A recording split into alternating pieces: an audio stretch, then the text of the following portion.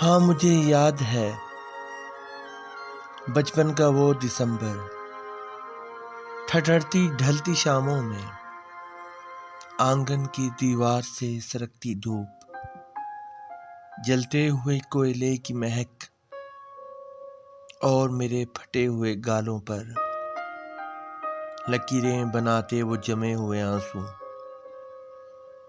آسماں پر جمتی وہ بادلوں کی دھند دیکھ کر امی کا دروازے میں کھڑے ہو کر پکارنا، اور ہم سب کا مٹی بھرے کنچے سنبھال کر اپنے اپنے گھروں کو بھاگنا،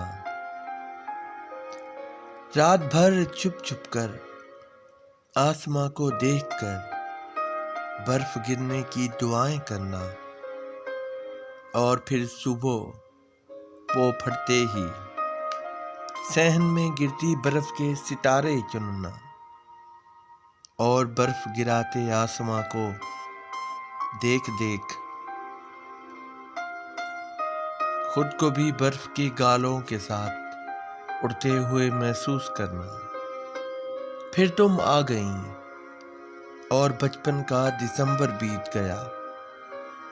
تب پہروں اس سرکتی ٹھنڈی دھوپ تلے اور ان ٹھٹھرتی ڈھلتی شاموں میں تمہاری ایک جھلک دیکھنے کے لیے آسماں سے گرتی برف کی چاندی اپنے وجود پر سجاتا رہا، اور زمین پر بچھی سفید چادر پر میرے قدموں کا ہر نشان تمہارے گھر کی دہلیز تک ہی جاتا رہا۔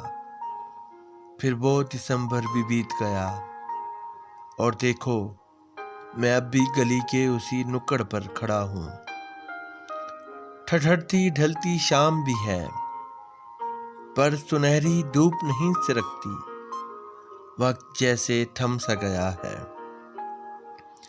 برف کے ستارے میرے بالوں میں چاندی بکھیر تو رہے ہیں، پر انہیں بھگو نہیں پا رہے۔ یہ کیسی برفیلی شام ہے جس کی سردی میرے آنسو جما نہیں پا رہی۔ جلتے کوئلے کا دھواں آنکھ تو جلاتا ہے، پر اس میں وہ مہک نہیں ہے۔ اور دیکھو میرے گھر کا دروازہ پٹ کھولے تو کھڑا ہے، لیکن امی کی ڈانٹ نہ جانے کہاں کھو گئی ہے۔